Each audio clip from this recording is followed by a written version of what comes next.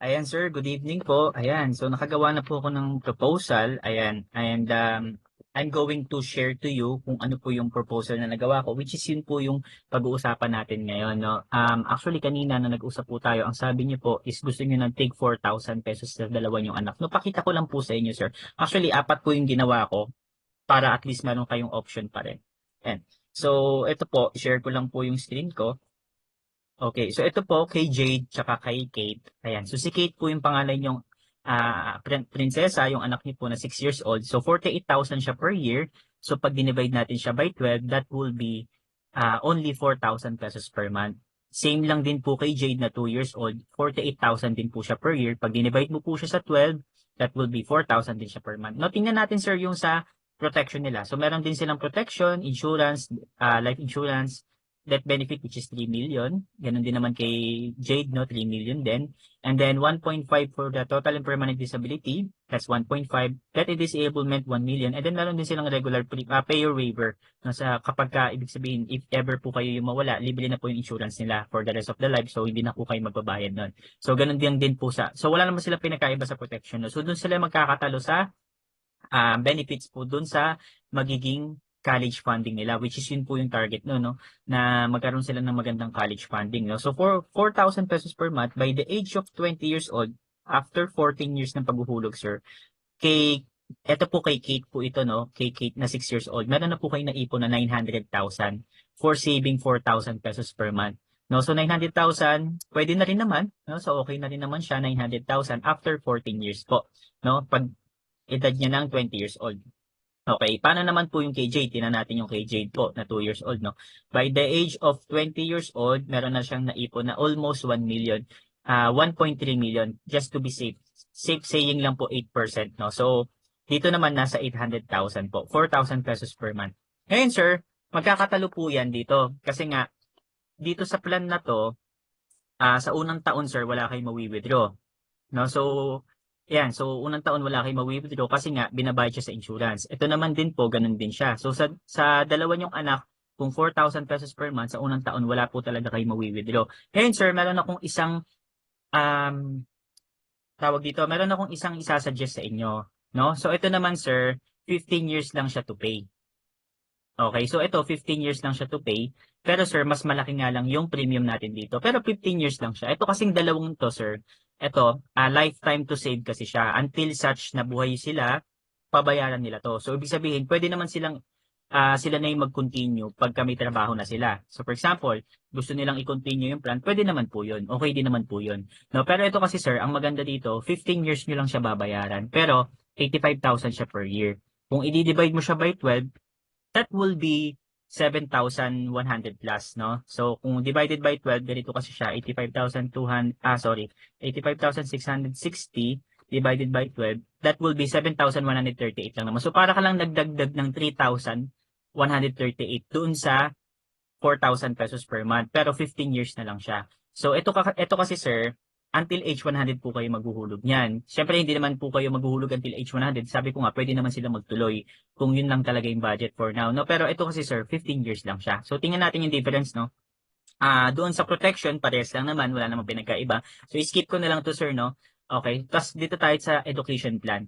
Okay, so sa unang taon sir, sabi ko, doon sa unang plan na pinakita ko sa inyo, first year pa lang may wala kayong mawi-withdraw, di ba? Pero dito sir, sa 15 years, first year pa lang makakapag-withdraw na kayo. Bakit? Kasi sir, nakafocus tong plan na to, itong elite plans namin na 15 years, 10 years, 7 years, and 5 years, nakafocus talaga siya sa investment.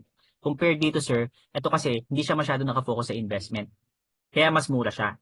Okay, ito sir, dagdag lang kayo ng konti, mas focus siya sa investment. And ang maganda dito sir, 15 years lang kayo maghuhulog.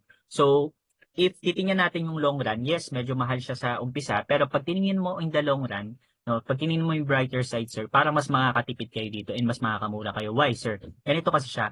After 15 years, kahit tapos na po kayo maghulog, compounding po yung interest niyan. Ibig sabihin, matured na yung policy, pwede nyo nang withdrawin, wag nyo lang po sasagarin ha, wag nyo lang po withdrawin lahat, no? At least magtira po kayo ng kahit papano, no? Pero if ever naman hindi nyo siya galawin, after 15 years po, 21 years old po si Kate nito, si Kate po ito, no?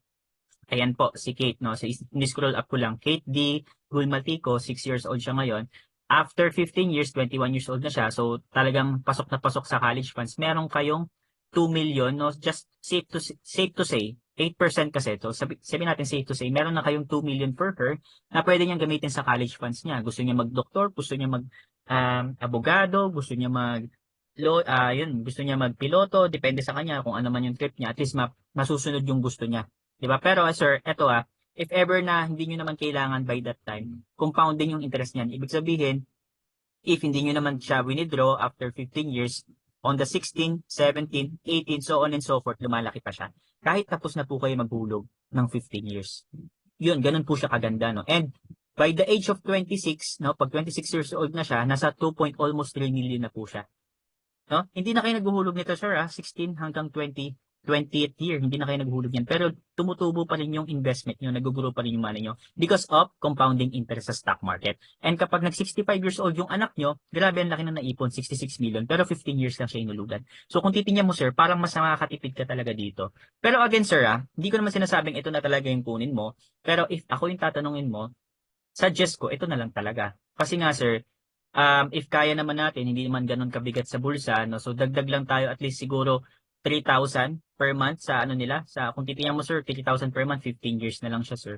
Patatapos nyo kaagad in 15 years, no? So kung kay Jade naman, tingnan natin yung kay Jade, sir, no? Ito yung kay Jade, no? Ayan po. Jade D. Gulmatico, 2 years old po siya. By the age of after nyo po matapos yung plan, 15 years, no, 17 years old pa lang po si Jade. So, siguro pa-college pa lang siya niyan. 'Di ba? 17 years old. Pero may naipon na kayong 2 million sa kanya. 'Di ba? 15 years lang siya. And if ititigil niya, for example, siyempre, tigil niyo na yung 15 years, tapos na siya. On the 16, 17, 18, 19, 20, on the 20th year, no, ilang taon na siya nan? 22 years old, nag-aaral na siya nito, college funding na. Lumalaki pa rin yung investment niya. 'Di ba, nagugulo pa rin yung money niya. Assuming na hindi naman kayo nag-withdraw after 15 years, no? Hinayaan niyo lang siya tumubo ng tumubo. On the 5th year, yung 2 million yun, nadagdagan ng another 3 million. Kahit hindi na kayo naghuhulog yan. Kasi compounding nga yung interest niyan, sir. Same lang yan dun sa pinakita ko. So ito, sir, ang tawag namin dito is Elite Series, Elite 15, Elite Protector 15. 15 years to pay lang siya. Yun nga lang, medyo mag-upgrade tayo ng premium, no? So medyo malaki lang siya. So yung gusto nyong 4,000, dagdag lang tayo ng kahit papano. Kasi ito, sir, 85,372. Ito yung KJ po, 85,372 divided by 12. That will be 7,114 lang per month, no? Minus natin sa gusto nyo, 4,000. So, nagdagdag lang kayo ng 3,100. 15 years na lang siya. So, 15 years na lang siya. Pero sir, sabi ko nga, at the end of the day, ikaw pa rin naman syempre, ikaw naman din po yung maghuhulog nito. Ikaw pa rin naman po yung masusunod. Pero ako, if ako tatanungin mo as your financial advisor here in Blue Life UK, mas makakatipid ka dito, sir, sa 15 years. If ako po yung tatanungin nyo. Pero again, decision nyo pa rin naman po yung masusunod dito. So, ito lang po yung pinagkaiba nila sa 4,000 sa unang taon, wala kayong mawi-withdraw. 'Di ba? Pero dito, sir, sa unang taon, makaka-withdraw na kayo. Sa unang taon, if just in case kinailangan nyo. No? Yun lang po yung pinagkaiba nila.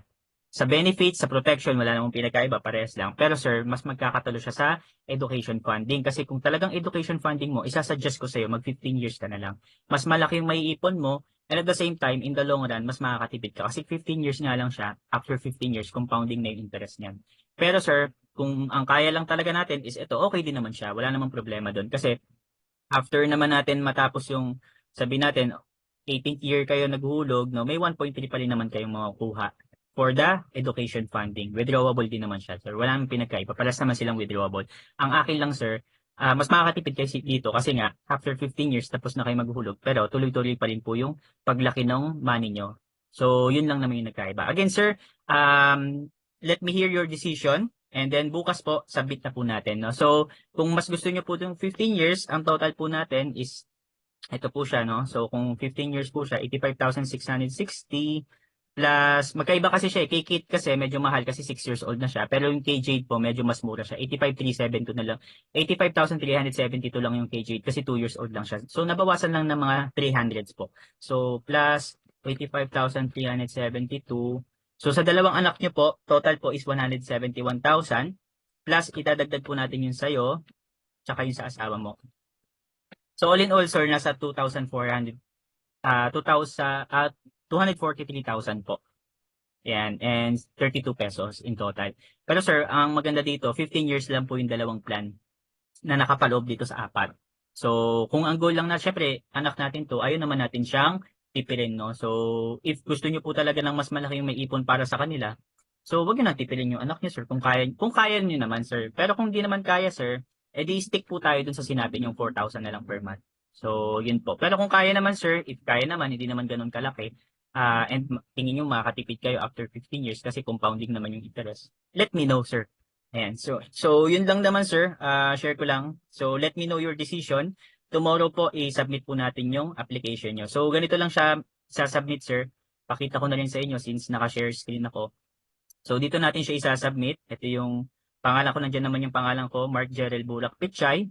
So pakita ko sa inyo kung gaano nakadami yung clients ko, no. So I have 64 na rin, no, dito sa customers ko. Pero yung mga naunang pinasa ko, hindi na siya makikita dito. So ito, as of this year, 64 client, nakaka-64 clients na po ako. So marami na po akong clients. And ito sir, si Sir Geoffrey Basig, 7,100 din siya per month. 15 years din siya. Ayan. So ito taga Pampanga naman to. And then actually meron din akong clients, iba't iba to, Cavite, Makati, Bulacan, Pasig, meron din ako sa Silang, mga Metro Manila karamihan, pero meron din akong sa malayo may Antique ako, hanapin ko po yung sa Antique ko. Eto, taga Leyte po ito, ayan no, si Tita Josephine, no, taga Leyte siya. Ayan, so meron din akong client sa Antique, hanapin ko lang. Eto si, asa na yon? Eto sa Antique po to, ayan, si Miss Jennifer, Antique rin po yan. Ayan. Tapos yung may client din ako sa Davao, hanapin ko lang. Ayan, si Ma'am Dulcie sa Antique din to. Ayan, Antique. Nasaan na yung client ko sa Davao? Hinahanap ko lang. Ayun, hindi ko na nakita yung client ko sa Davao. May client ako sa Davao. Ito, Davao del Sur po. Ayan. So, yun. 3,000 din siya per month or 36,000 per year. Parehas po ng plan nyo. And 37 years old po siya. Si Ate Sheila. Taga Purok Dos, Leling, Hagonoy, Davao del Sur siya. So, ito, client ko po sa Davao. So, patunay po talaga na nationwide po ako.